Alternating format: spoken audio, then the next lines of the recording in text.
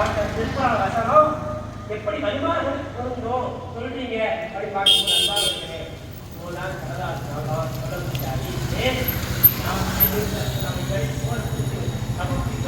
போன்ற போர்களை வந்திருக்கிறோம். இந்த போரை தாண்டி அந்த போருக்கு நமக்கு தயாராகணும். சகாபாக்களே அந்த போருக்கு தயாராக இருங்க அப்படின்னு சொல்ல விட சகாபாக்கெல்லாம் அதிர்ச்சி ஆகிறார். போரா என்ன அப்படிப்பட்ட போர் என்று கேட்கிறார். கேட்டு பெருமானாசன் அவங்கள்ட்ட கேட்கிறாங்க, நாயகமே யார் சொல்லலாம் இதுவே மிகப்பெரிய போராடுகிறது. எதிரிகளை வீழ்த்தும் போது உயிரை பணைய வைக்கக்கூடிய நிலைமையா இந்த அளவுக்கு உயிர் பணைய வைத்து செய்கிறோம், பணை வைத்து போல கலந்து கொண்டு இருக்கிறோம் அல்லாஹ்வுக்காக வேண்டி.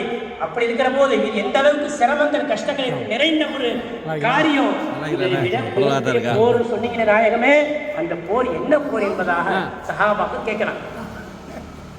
அப்போதான் ஸல்லல்லாஹு சொன்னாங்க, அல் ஜிஹாத் அக்பர் மினன் நஃப்ஸ். அந்த நஃப்ஸோட போராடி வாழ்க்கையில் ஜெயித்தவர்கள் யார் சொன்னார்? அல்லாஹ்வுக்கு இணையே செல்வர்கள் அவுலியாக்கள் தான்.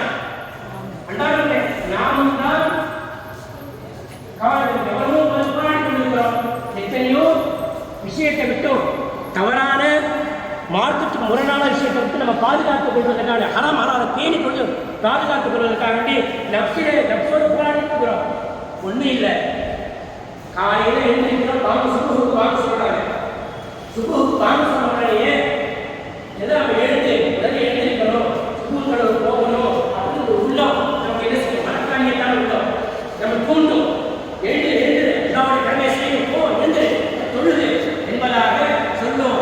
அந்த அடிப்படையில் நாம எழுந்து எழுந்து பள்ளி விளக்கிட்டு உது செஞ்சுட்டு அது குளிர்காலமோ பனிக்காலமோ வெயிற்காலமோ மழைக்காலமோ எந்த காலமாக இருந்தாலும் அல்லாஹ்வுக்கு செய்ய வேண்டிய கடமை நாம் செய்ய வேண்டும் என்று நம்ம உள்ளம் அல்லாஹ்வுடைய தக்வா நிறைவேற்றத்தின் காரணமாக நாம் ஆர்வமாக எழுந்து வரோம். அந்த நேரத்தில் ஷைத்தானுடைய தூண்டுதலான உள்ள அர்த்தம் ஏன் நேரத்தில் வர குளிராக இருக்குது, நல்ல இதமான குளிராக இருக்குது, போர்த்தி கொண்டு தூங்குறாங்க, இதமாக இருக்குமே, சுகமான கிடைக்குமா அப்படின்னு உள்ள நம்ம சொல்லுவோம்.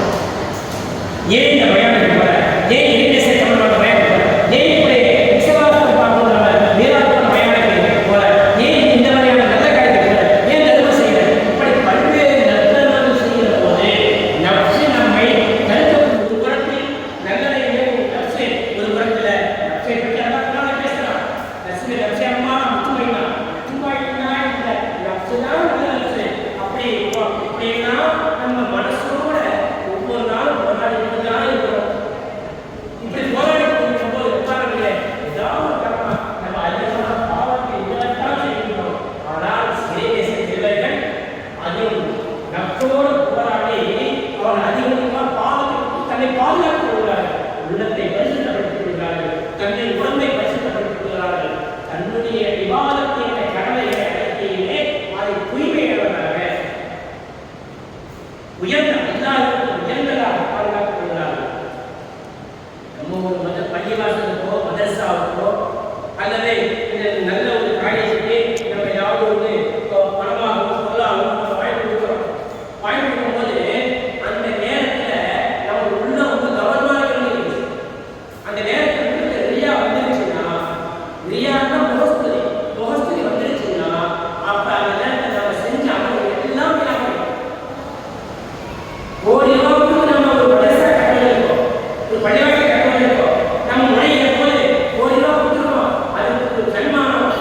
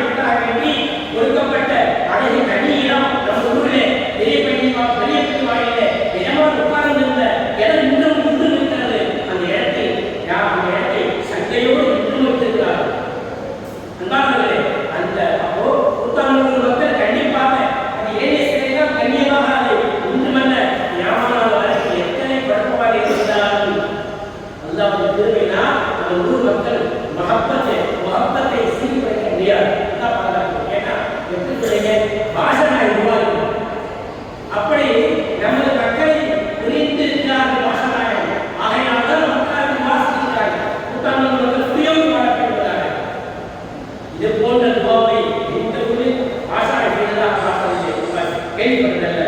அப்படி இருக்கிற போது அப்படிப்பட்ட நமது ஊர் அன்பானவர்களே, இப்படி இறைநேசர்கள் தன்னுடைய நப்சோர் புகாரை வாழ்ந்ததால் நப்சை கொன்றவர்கள், நப்சை மௌத்தாக்கியவர்கள். அதனால்தான் நபி சொல்வது போன்று மௌத்தாவதற்கு முன்னால் அந்த நப்சை மௌத்தாக்கி அவரை ஹயாத்தானவர்கள். ஒரு சூட்டி சொன்னாங்கன்னா ஒரு சூட்டி இறைநேசர் ஒப்பாத்தாயிட்டாங்க, ஒரு சூட்டு மௌத்தாயிட்டாங்க. அதை நான் அவங்க அப்ப அதை பார்த்த இன்னொரு சூட்டு சொல்றாங்க, ஒரு ஹயாத்தானவர்களை தூக்கி நான் வெளியே போகணும் அப்படின்னா, ஒரு ஹயாத்தானவர்களை தூக்கி கொண்டு 4 ஜனாசாவை நான் வெளியே தூக்கி போகிறார். ஏன்? அவர்கள் வழிமார்கள் அவுளியாக்கள் வாழும் காலத்திலேயே அவர்கள் அது தன்னுடைய அதாவது பிடித்துக் கொண்டவர்கள். நாமெல்லாம் உண்மையிலேயே ஹக்கீகத்தா பார்த்தோம்னா நாமெல்லாம் மையத்து, நாமெல்லாம் மூத்தா இருக்கிறோம். எப்படி அகமியம் தெரியாம நம்ம அல்லாஹ் சொல்றதுக்கு விளங்காம இறைநேசர் எப்படி விளங்கினாலும் அதுக்கு புரிந்து கொள்ளாமல் தன்னுடைய மனோயிற்சியின் பிரகாரம் நம்முடைய வாழ்க்கையை போனதுனால நாமெல்லாம் அந்த மௌத்தியின் அந்த நிலை இருக்கிறோம். அல்லாஹ்வுடைய இறைநேசரை மௌத்தாவதற்காகவே நாமெல்லாம் நப்சை கட்டுப்படுத்தும் விஷயத்துல இன்னமும் போராடி கொண்டே இருக்கிறோம். அவர் போராடி ஜெயித்து விட்டார் இறைநேசர். அதனால் அவர்கள் உயர்ந்த உலகத்தில் வாழ்வோடு போது பிடித்துக் கொண்டவர்கள். நாமெல்லாம் அந்த விஷயம் நாங்கள் அந்தஸ்து போகாதவர்கள். இருக்கிற போது அல்லாஹ்வுடைய பார்வை நாங்கள் வருவாங்க, நாங்கள் மூத்தானவர்கள். அதாவது அந்த குர்ஆன்ல சொல்றாங்க, இன்னக்கு மையித்து வைன்னஹு மையித்து. நபியே நாயகமே, நீங்களும் மையித்து தான், இவர்களும் மையித்து தான் அல்லாஹ் சொல்றான். அப்படின்னா உலகிலேயா மையித்து தான். யார் அல்லாஹ்வையும் அல்லாஹ் ரசூலையும் முழுவதுமாக அறிந்து புரிந்து விளங்கி வழிபாடுகள் இறைநேசத்தை விளங்கி புரிந்து கொண்டு தன்னுடைய நேர்மையான ஆன்மீகத்திலே தன்னை நப்சை கட்டுப்படுத்தி நப்சை கொன்று நப்சை அதை ஒழித்து நப்சை நசுக்கி அதை நல்ல முறையிலே பிரகாசமாக கொடுக்க வைக்கிறார்கள். அவர்கள்தான் வழியில் அவர்கள் உலகத்தை வாழ்ந்து போது ஹயாத்தாக வாழ்ந்து கொண்டிருக்கிறார்கள். மௌத்தானாலும் ஹயாத்தோடு இருக்கிறார்கள். இப்படி நப்சை கொண்டதின் காரணமாகத்தான் அல்லாஹ் குர்ஆனை பதிவு செய்யலாம். அந்த இறைநேசர்கள் அதை எப்படி சஹாபாக்கள் வருவார்கள், நபி ஸல்லல்லாஹு அலைஹி வஸல்லம் சஹாபாக்கள் எல்லாருமே நேரடியாக போர் செய்து ஜிஹாதிலே கொண்டு அந்தஸ்துக்காக அதே போன்று நபி ஸல்லல்லாஹு அலைஹி வஸல்லம் சொல்லிவிட்டார்கள், நப்சை கொன்று நப்சை பிரகாரம் மனோச்சி பிரகாரம் வாழாம நப்சை அடக்கி ஆண்டு தன்னுடைய அல்லாஹ் பொருத்தமாக நம்முடைய நப்சை அதை பொருத்தமாக வாழ்க்கையை வாழ்ந்தார்களோ கட்டுப்பாடோடு அவர் வாழ்ந்தார்களோ அவர்கள் தான் இறைநேச செல்வர்கள். அப்படிப்பட்ட அவர்கள் அவர் மூத்தானாலும் ஹயாத்தாகத்தான் கபரில் இருக்கிறார்கள். அவர் சொர்க்கத்தில் உணவு அளிக்கப்பட்டு கொண்டிருக்கிறது என்பதாக இந்த அல்லாஹ்விலே பெருமாள் அல்லாஹ் சொல்கிறார், நபி ஸல்லல்லாஹு அலைஹி வஸல்லம் பேசுகிறார்கள் என்று சொன்னார். உதாரணத்திலே குர்ஆன்ல இந்த இடத்துல அல்லாஹ் சொல்றான், யா அய்யுஹல்லதீன ஆமனு தக்குல்லாஹ், ஓ ஈமான் கொண்டவர்களே இத்தக்குல்லாஹ், அல்லாஹ்வை பயந்து கொள்ளுங்கள். ஈமான் கொண்டவர்களே அல்லாஹ்வை பயந்து கொள்ளுங்கள் சொல்லிவிட்டு அடுத்து சொல்கிறான், கூனு மஅஸ்ஸாலிஹீன், நீங்கள் நல்லவர்களோடு இருங்கள். அல்லாஹ் பேசுறான். இப்போ அல்லாஹ்வை பயந்து கொள்ளுங்கள் என்று சொல்லிட்டு இத்தக்குல்லாஹ் அல்லாஹ் சொல்லிட்டு அது பக்கத்துல சாலிஹீன்களை அல்லாஹ் ஜாயின் பண்றான். காரணம் என்ன? படைத்த ரப்புக்கு தெரியாதா? அல்லாஹ்வை தக்வா செய்யுங்கன்னு சொல்லிட்டு அடுத்து சாலிஹீன்களோடு அவுலியாக்கள் நாதாக்கள் அவர்களோடு வழிபாடுகளோடு இப்படி சாலிஹீன்களோடு நீ இருங்கன்னு அல்லாஹ் சொல்றான்னா என்ன காரணம்? காரணம் அல்லாஹ் சொல்லுவாங்க. உதாரணமே இந்த திருக்குறான் வசனத்தை, இந்த குர்ஆன் ஆயத்தை நாம் சிந்தனை பார்க்கணும். இதற்கு விளக்கப்படக்கூடிய திருமறை குர்ஆன் ஷரீஃபின் விரிவுரையாளர்கள் முஃபஸ்ஸிரீன்கள் சொல்கிறார்கள், அல்லாஹ் அவனை ஈமான் கொண்டு அவனை முதல்ல ஈமான் கொண்டு அடுத்து அல்லாஹ்வை நீங்கள் பயந்து கொள்ளணும் அப்படி அல்லாஹ் சொல்லிவிட்டு அடுத்து அல்லாஹ் சொல்றான், அந்த நல்லவர்களுடன் இருங்கன்னு சொன்ன காரணம் உதாரணமே நாம் நமக்கு ஏற்று நம்ம கொண்டிருக்கிற அந்த ஈமான், அந்த ஈமானுக்கு பிறகுண்டான இறையச்சம் தக்குவா, அது நல்லவர்களோடு இருந்தால்தான் தக்குவா நிலைக்கும். நல்லவர்களோடு இருந்தால்தான் நல்லவர்கள் தொடர்பில் இருக்க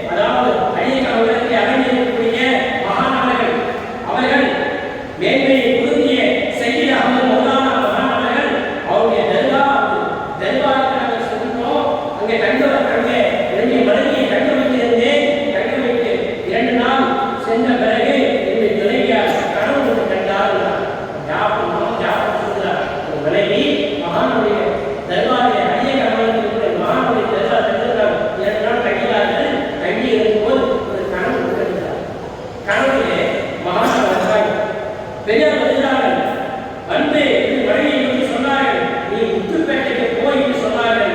அதை கேட்டவன் என் மனைவி சொன்னார், என்னால் நடக்க முடியாது, என்னால் நடக்கும் கையும் எனக்கு சிரமம், விரலம் அசையாமல் இருக்கிறது, எனது காலும் அசையாமல் இருக்கிறது, இப்படிப்பட்ட ஒரு நிலைமையில் இருக்கிற போது நான் எப்படி நடந்து முத்துப்பேட்டை போக முடியும் என்று சொல்கிற போது, அப்போ அந்த பெரியார் கரணில் வந்த மகானவர்கள் தன்னுடைய திருக்கரத்தை அம்மையார் கரத்தை பற்றி பிடித்துக் கொண்டு வா போகலாம் என்று மகானவர்கள் அந்த அம்மையார் கரணியை அழைக்கிறார்கள். அந்த அம்மையார் விழித்துக் கொள்கிறார்.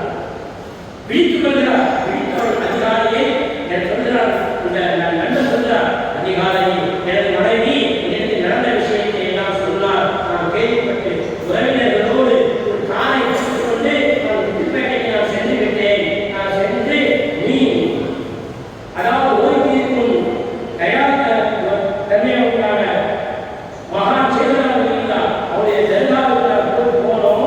எகமானுடைய தர்காவை கண்டோம். இரவு 3 நாள் இரவு எனது மனைவி அவர்கள் கனவில் தோன்றி மகானவர்கள் சொன்னார்கள், உடம்புல வந்தார். கனவிலே 3 நாள் தோன்றி அவர்கள் கனவில் வந்தார்கள். வந்தவுடனே எகமானவர்கள் தன்னுடைய கரத்தால் 3 ஊசிகளை உருவிவிட்டார்கள். எனது மனைவி எகமான் தர்காவில் இருக்கிற போது இரவு கனவிலே எகமான் வருகிறார்கள். சேகுராம மகான் வருகிறார்கள். வந்து எகமான் 3 நாளிலே மனைவியுடைய உடலுக்குரிய ஊசி 3 ஊசியை உருவி வைத்தார்கள். எகமான் உருவி வைத்துவிட்டு சொன்னார்கள், அடுத்து உனக்கு இப்படி செய்யப்பட்டிருக்கிறது என்றும் சொன்னார்கள். சொல்லிவிட்டு மகான் மறைந்துவிட்டார்கள். அதாவது என் மனைவி வழக்கம் போல் அதுக்கு பிறகு என் மனைவி அவர்கள் நல்லவரை நடக்காமல் விட்டார். இப்படியாக ஒரு 17 நாள் இரவு அங்கே கழிந்தது. மனைவி கணவன் முன்பு அதே எஜமான் அவர்கள் தோன்றினார்கள். தோன்றி அந்த மருத்துவர் அணியக்கூடிய இந்த ஆடையை அல்லவா, மருத்துவர் அணியக்கூடிய அந்த ஆடை தோற்றத்தில் மகானவர்கள் பிரசன்னமானார்கள். கனவிலே பிரசன்னமாகி வந்து வருகிற போது பக்கத்திலும் ஒரு நபர் நின்றார். எஜமான் பக்கம் இன்னொரு நபர் வந்துட்டார். அந்த நபருக்கு அந்த நபரோட இன்னொரு பெண்மணியும் இருந்தார். இன்னொரு பெண்மணி நிற்கிறார்கள். அப்போது அந்த பெண்ணை நோக்கி எஜமான் சொன்னாங்க, இந்த நோயாளரை பிடித்துக் கொள் அப்படின்னா. இந்த பெண்மணி கூட வந்த பெண்மணியை அந்த நோயில பார்த்து அந்த பெண்மணி பிடிச்சிக்கமான சொன்னாங்க. சொன்ன பிறகு அந்த பெண்மணி அந்த அந்த நோய்வாய்ப்பட்ட பெண்மணி கையை பிடித்துக் கொண்டார்கள். டாக்டர் உதவியிருந்த எஜமான் அவர்கள் தங்கள் திருக்கரத்தால் தன் துணைவியுடைய விரல்களை பிசைந்தார்கள். 30 பேர் பிசைந்து 30 பேரால் பிசைந்தார்கள். பிசைந்து 30 விரல்களிலும் 30 ஊசியை ஊறினார். இன்னைக்கு ஏன் உருகிறாங்க உருவிட்டு அப்படி உருகி கொண்டிருக்கிற போது நாம் கடமை நடந்து கொண்டிருக்கிறது. சேகுராம முத்துப்பேட்டை சேகுராம நாயகம் எஜமான் தர்பாரிலே இரவிலே கடமையை இப்பெல்லாம் நோய்வாய்ப்பட்ட அந்த பெண்மணிக்கு நடக்கக்கூடிய நிகழ்ச்சி ஒவ்வொரு ஊசியாக எஜமான் உருகுகிறார்கள். அப்படி உருவி கொண்டிருக்கிற போது ரத்தம் சொட்டிக் கொண்டிருக்கிறது. ரத்தம் சொட்டிக் கொண்டிருக்கிறது.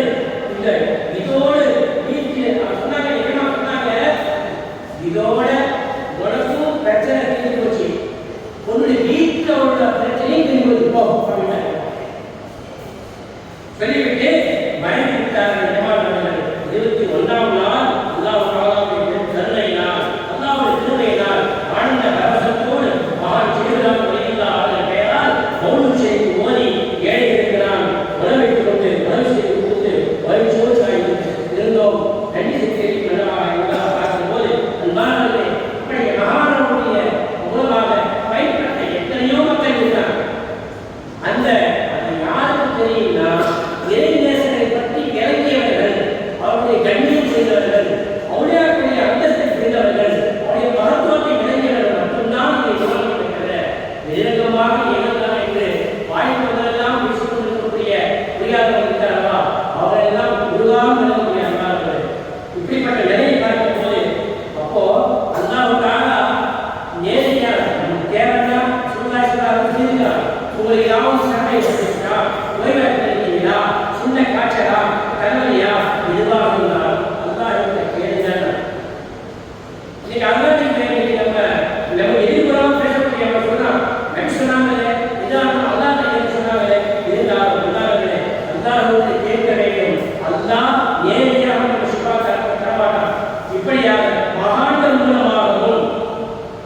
எப்படி நமக்கு நோய்வாய்ப்பட்டு விட்டால் அல்லாஹ் முதலாக சொல்லிக் கொடுத்த முறை எந்த ஒரு நோய்வாய்ப்பட்ட சின்ன நோயோ தலைவலியோ சின்ன காய்ச்சலோ இருந்தால் உடனே அல்லாஹ் எனக்கு இந்த மாதிரி இந்த பிரச்சனை இருக்குது, இந்த நோய் இருக்குது, எனக்கு சிப்பா கொடு என்று முதலில் துவா செய்து அடுத்து உலக காரணமாக இருக்கக்கூடிய காரணியாக இருக்கக்கூடிய மருத்துவரை அணுகணும். இஸ்லாம் ஒருபோதும் மருத்துவ அணுகாக நீ ஈமான் கொண்டிருக்கிற, அதான் டாக்டர் வச்சிருக்கிற, எத்தீர் வச்சிருக்கிற, அதனால ஒரு நோய் மருத்துவரை பார்க்க வேணாம் என்று குர்ஆனிலேயோ ஹதீஸிலேயோ ஷரியத் எதுவுமே புது சட்டங்களையே எதுவுமே சொல்லவில்லை. அப்படி எதிர்வாதம் பேசக்கூடியவங்க அப்படியே யோசிக்கிறது. அப்ப ஏன் அந்த நோய்க்கு இதயத்துக்கு கிட்னிக்கு உடனே இருக்கக்கூடிய ஒவ்வொரு குரூப்புக்கும் ஒரு மருத்துவரை அணுகி நாம் சிகிச்சை செய்து கொடுக்கிறோமே, அது ஏன் அது செஞ்சாமல் நேரே அல்லாஹ் அப்படியே இருந்தால் எனக்கு தெரியாது. அப்போ நிரந்தரமாக அந்த மருத்துவ மூலமாக நம்ம பணம் பெற்றுக் கொள்றோம், நம்ம உண்டான ஒரு சிகிச்சை பெற்றுக் கொள்றோம் இருந்தாலும் அது ஹக்கீகத்தில் நிரந்தரமாக மருத்துவ நமக்கு குணமளிக்கிறார், நிவாரணம் கொடுக்கிறார். ஆனால் ஹக்கீகத்திலே அதுதான் குணமளிக்கிறார். இதைத்தான் குர்ஆனிலே அல்லாஹ் பேசுகிறான். எப்படி ஐயூப் அலைஹிஸ்ஸலாம் சொல்வார்கள், வைதா மரித்து நான் நோய்வாய்ப்பட்டு விட்டால் பகுவை யஷ்ஃபி, எனக்கு அல்லாஹ் தான் சிஃபா தருகிறார். அன்பானவர்களே, அதே நிலைதான் இன்றும் ஈமான் கொண்ட நம்முடைய நிலையை அப்படித்தான் நம்ம அகீதா, அதுதான் நம்முடைய கொள்கை. எப்படி நமக்கு நோய்வாய்ப்பட்டு விட்டால் அல்லாஹ் தான் சிஃபா தருகிறான். மாத்திரை போடுகிறோம், நம்முடைய மருத்துவ மருந்தை சாப்பிடுகிறோம், சாப்பிட்டு வரும்போது பிஸ்மில்லாஹ் ரஹ்மான் ரஹீம் இந்த மருந்துக்கு, இந்த மாத்திரைக்கு, இந்த மருந்து எந்த விதமான மாத்திரை இல்லை என்று நீ கொடுத்தாங்க ஷிஃபா இல்லா ஷிஃபா கண்ணில் மருந்து சாப்பிடுங்க, சாப்பிடாம இருக்காங்க.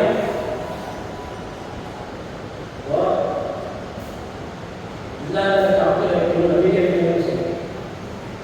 பெருமான சதாசன் சொல்லிவிட்டு இது ஒரு ஓமை, இதுவே நமக்கு தெளிவான சொன்னாங்க. ஒட்டகத்தை ஒட்டகத்தை அப்படியே கட்டி படம் அவுட்டுட்டு நான் தான் குடி வச்சிட்டேன் என்று சொல்லிருக்கிறது. அது மனமைக்கான சொல்லாது, அறிவாளர்கள் அல்ல. ஒட்டகத்தை உன் முயற்சியில ஒட்டகத்தை கட்டி போட்டுட்டு அப்புறம் தான் கல்வி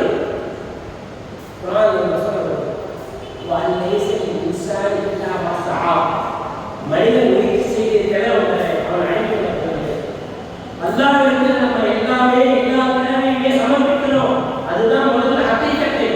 அதற்கு பிறகு நான் அல்லாஹ்க்கு சொல்லிட்டேன், அல்லாஹ்க்கு ஒப்படைச்சிட்டேன் அப்படின்னு சரி சோம்பேறித்தனம் அமர்ந்து கொண்டு இருக்கிறது, அதற்கு உண்டான உலக ரீதியான முயற்சியை செய்யாமல் இருக்கிறது, அது அறிவாக அல்ல.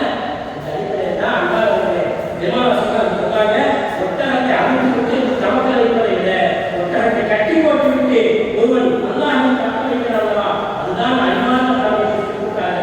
இந்த அடிப்படையில் தான் நம்ம ஷிஃபாவை எழுதுகிறோம், மருத்துவரை கீழே சிகிச்சை பெற்றுக்கிறோம். அல்லாஹ்விலே சில நோய்க்கு மருத்துவ சிகிச்சை கொடுப்பாங்க, சில ஜின்கள் மூலமாக சில நோய் ஏற்படும், ஷைத்தானின் மூலமாக சில நோய் ஏற்படும்.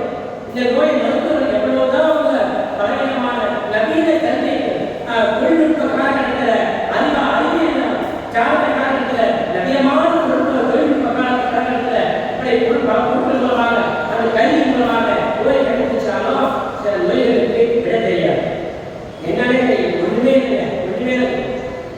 அதற்கு குர்ஆன் மூலமாக ஷிஃபா இருக்குது, இறைநேசர் மூலமாக ஷிஃபா இருக்குது. அல்லாஹ் எப்படி வச்சிருக்கான், பல்வேறு ஷிஃபாக்கள் எல்லாம் வைத்திருக்கிறான்.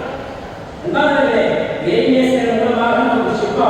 அப்போ ஏதாவது நமக்கு எல்லாம் கண்டிஷன் இருக்கிறதா அல்லது ஏதாவது செய்யப்பட்டிருக்கிறதா, அது நிச்சயமாக பாதிக்கப்பட்டிருக்கிறோமா?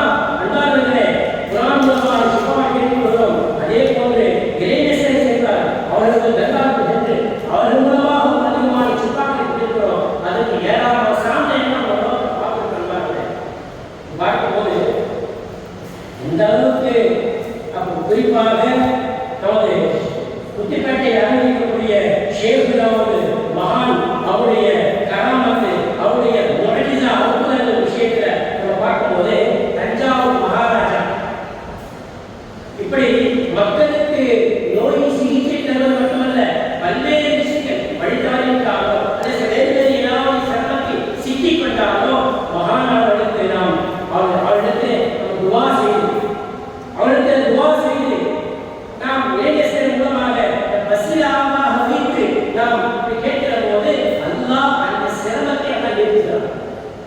ஏன் தஞ்சாவூர் மகாராஜா அவர் ஒரு யானை தன்னுடைய பட்டாளத்தோடு யானை பரிவாரத்தோடு வந்து கொண்டிருக்கிறார்கள். வரும்போது எல்லா கடவுளும் இடத்தை சுற்றிட்டு கடற்கரை வழியாக வரும்போது சேகுதவன் மகானுடைய தர்பாருக்கு ஏறவன யானை நிகழ்ச்சி நின்றவுடனே ஏன் இது தெரியல, எவ்வளவோ பார்க்கிறாங்க, சுற்றி பார்க்கிறாங்க, யானை நகரவில்லை. அப்பதான் சரி அடுத்த ஒரு யோசனை, தன்னுடைய பணியாளரை அனுப்பி ஊரில் இருக்கக்கூடிய விஷயத்தை கூப்பிடுவார்.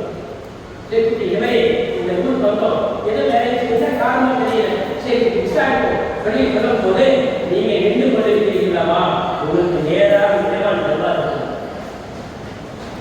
ஆகையால நீ இந்த யானை இந்த விஷயத்தான் திசையை மாற்றி பாருங்கள். யானை போது அந்த வழியை கொஞ்சம் அவரை வேண்டாம் ஏன் பிடிக்காம போது எதுவாக ஒரு பப்பியமா இருக்கும். வழிபாடுகளையும் அவளியாக்களை புரிந்தவர்கள் ஒரு தர்பார் போகும்போது கண்ணியமா போவாங்க, சரம் போவாங்க, சரம் பண்ணி அப்போ இருக்கும்போது அப்போ அந்த யானை இசை பிடிக்கின்ற பிறகுதான் அது நல்ல முறையிலே அது போக நடக்க ஆரம்பிச்சது. அப்போதான் புரிந்துகிறார் மகானுடைய கண்ணியத்தை விலகாமல் இருந்த வெளித்தேர்ந்து மகாராஜா தஞ்சாவூர் மகாராஜா அவருக்கு கருத்தல் செயலை நினைத்து வருந்தி மன்னிப்பு கேட்டார்கள். வரலாறு பேசுகிற கல்வானது. அப்போ இறைநேசன் சம்பந்தமா இப்போ ஏன் சராசரி ஏன் அவங்கதான் சிலருடைய எண்ணம் அப்படி அவனுடைய சராசரணும் அவனுடைய வந்து துவா கேட்கிறீங்க அப்படின்னு சொல்லும்போது அவனுக்கு நம்ம துவா கேட்கவில்லை, ஜியாரத்து செய்வது பெருமானார் ரசூலுல்லாஹி ஸல்லல்லாஹு அலைஹி வஸல்லம் அவருடைய வார்த்தை என்ன தெரியுமா சொல்லியிருக்கிறார்கள், நீங்கள் ஜியாரத் செய்யுங்கள், உருகுரு மகாசன அவுதாகும் இறந்தவர்கள் சூரு இங்கே இறந்தவர்களுக்கு ஜியாரத் செய்யுங்கள். இது என்ன சல்லாஹு சாமானியம் ஏன் தெரியுமா, அப்படி ஜியாரத் செய்வதற்கா அதனால நீங்க நம்ம நினைக்கிறோம் நம்ம இடத்துல ஜும்மா கொடுத்தோம்னா அவர் அவர்களுடைய உரையை போய் கபூர்ல போயிட்டு அஸ்ஸலாமு அலைக்க தாருல் முஃமினீன் வ இன்னா இன்ஷா அல்லாஹ் நாயிபூன். ஒரு வாசிகளே உங்களுக்கு சலாம் உண்டாவதாக, நிச்சயமாக நான் இன்ஷா அல்லாஹ் நாடினால் நாமும் நீங்கள் சந்திப்பீர்கள், பின்னால் நாங்கள் வர இருக்கிறோம் என்ற விஷயத்தை சொல்லுங்கள்.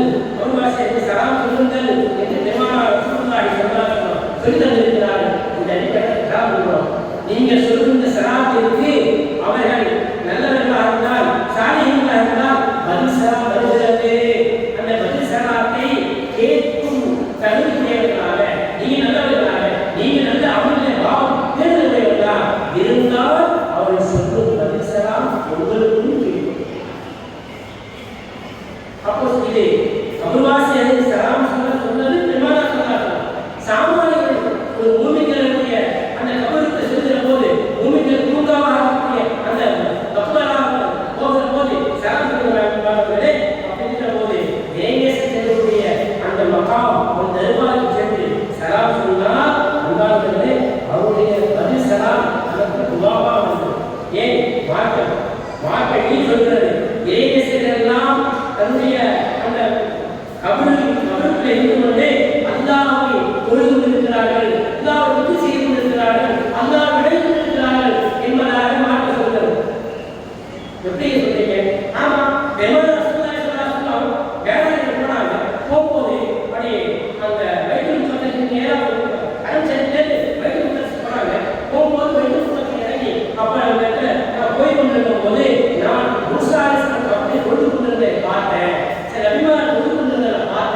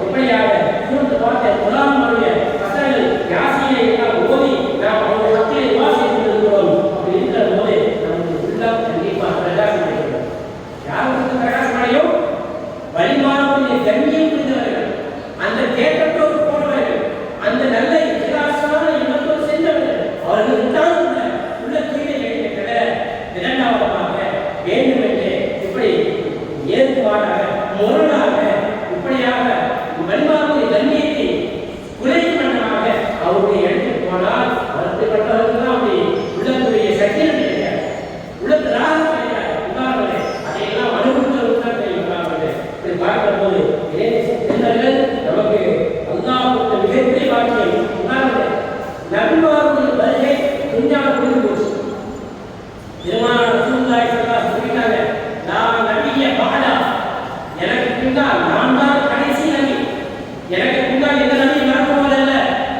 நபித்துவம் நுபுவத் முடிந்து விட்டது, நபித்துவம் முடிந்து விட்டது. ஆனால் அத்தத்தையாமா தவாலியா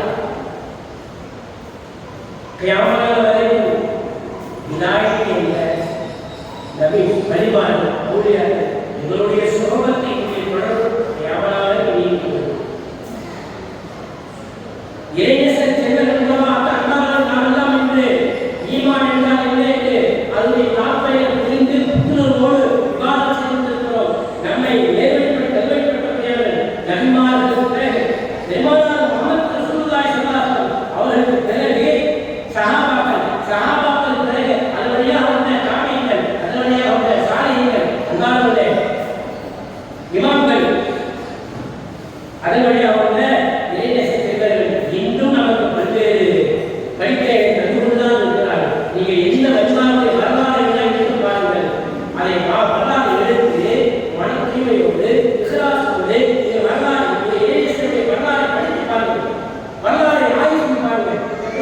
பார்த்தால் உதாரணமே இஸ்லாமோடு நான் பார்த்து வரலாறை ஆய்வு செய்த போது உள்ளம் குறிப்படைகிறது, கண்கள் கண்ணீர் சிந்துகிறது.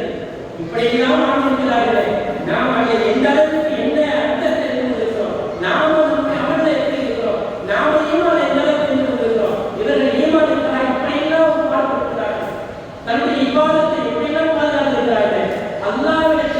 அல்லாஹ்வுடைய கோபத்தை விட்டு எப்படியெல்லாம் தன்னை பாதுகாத்திருக்கிறார்கள். அல்லாஹ்வுடைய சாபத்தை விட்டு எப்படி அவருக்கு எந்த அளவுக்கு ரொம்ப கவனமாக இருக்கிறார்கள். அல்லாஹ்வுடைய சின்ன வெறுப்பு, அந்த வெறுப்பு கூட அதை கூட பாதுகாத்துட்டாங்க. இன்றைக்கு நம்ம நிலை எப்படி இருக்குது? இறைநேசருடைய வாழ்க்கையை ஆராய்ந்து பார்த்து நம்முடைய வாழ்க்கையை ஒப்பிட்டு பார்க்கும் போது எந்த அளவுக்கு ஈமான் இருக்கிறோம், எந்த அளவுக்கு உள்ள விவாதத்தில் ஒரு நாளைக்கு 5 நாள் தொழுகை 5 நாள் தொழுகை இருக்கிறோம், எப்படி பெரிதாக இருக்கிறோம். நாங்கள் விஷயத்தில் வாழ்க்கை எல்லா மெத்தங்களும் எந்த அளவுக்கு நம்ம இருக்கிறோம். உங்களை எல்லாம் சிந்தனை செய்து பார்க்க கடைபிடித்திருக்கிறோம். இதுதான் நமக்கு இறைநேசர் சொல்லிக் கொடுக்கக்கூடிய அழகிய நல்ல பாடல்கள் இருக்கிறது. இப்படி நாம் செயல்படுகிற போது அல்லாஹ்வுடைய மிகப்பெரிய உயர்ந்த அந்தஸ்து பெறுகிறோம். அல்லாஹ்வுடைய அதைத்தான் ஏன் சமூகவாசிகளை பற்றி அங்கு பேசி அல்லாஹ் குர்ஆனில் பேசுகிற போது அல்லாஹ் ஏன் ஒரு நாயை குறைக்கு அனுப்பி சமூகவாசிகள் 1007 பேர் போனாங்க, போய் புகையை தங்கினாங்க. அப்படியே பல வாரங்களாக பல வருடங்களாக அல்லாஹ் தூங்க வச்சான். அவர்களுக்கு ஏன் குறைக்கு நாய் போனது, ஏன் அப்படிப்பட்ட ஒரு சூழலை தான் அமைத்தால், இதெல்லாம் சிந்தனை செய்து பார்த்தால் என்னுடைய இறைநேசர்கள், என்னுடைய வழிபாடுகள், என்னுடைய அவுளியாக்களை ஒரு சாதாரண ஒரு நாய் அது நேசித்தாலும் அந்த நாய்க்கும் நான் சொர்க்கத்தை கொடுப்பேன் என்றால் அல்லாஹ் கைசாட்டுகிறான், பேசுகிறான் என்றால் உதாரணங்களே உயர்ந்த படைப்பாக இருக்கக்கூடிய நாம், கண்ணிய படைப்பாக இருக்கக்கூடிய நாம், வல்லது கர்ணம்னாமணி ஆளுடைய மக்கள் கோடான கோடி படைப்புகளை நான் படைத்து வைத்திருக்கிறேன், லட்சக்கணக்கான கோடான கோடி படைப்பு படைத்து வைத்திருக்கிறேன். இந்த படைப்பு மத்தியில மிகவும் முதல் படைப்பு கண்ணியமான படைப்பு மனித படைப்பு தான் அல்லாஹ் சொல்கிறார். இறைநேசரை நேசித்த நாளைக்கு சொர்க்கம் என்றால் வழிபாடுகளை நேசித்த கண்ணிய படைப்பார்கள். நமக்கு அல்ல சொல்லிட மாட்டாரா? நம்ம அல்லாஹ் கண்ணிய பண்ண மாட்டாரா? நம் பாவத்தை முடிக்க மாட்டாரா? அதற்காகத்தான் நம்ம உண்டு இருக்கிறோம். இறைநேசரை குறிப்பாக முத்துக்காட்டி இருக்கக்கூடிய மகான் சிறுதான் நாம் கண்ணியப்பட்டு இருக்கிறோம். அல்லாஹ் இப்படிப்பட்ட மகான்களை நினைவு கொண்டு அவருடைய வழக்கத்தினால் மகான்களுக்கு பெற்ற நன்மக்களாக அவருடைய சோழப்பட்ட மக்களாக அவர்களால் இதை போன்ற இறைநேசர் செல்கிறார் அதிகமான நன்மையை நன்மக்களாக அவர்கள் உள்ளத்தை பெற்ற மக்களாக உள்ளத்தை பரிசுத்தப்படுத்தக்கூடிய மக்களாக ஈமானை பாதுகாக்கக்கூடிய மக்களாக அமலை பாதுகாக்கக்கூடிய மக்களாக அல்லாஹ் இறைநேசரை எப்படி உலகத்தில் எப்படி கண்ணியமாக பாடவிட்டார். துன்யாவில் மறைத்து மறைத்து கயத்தாக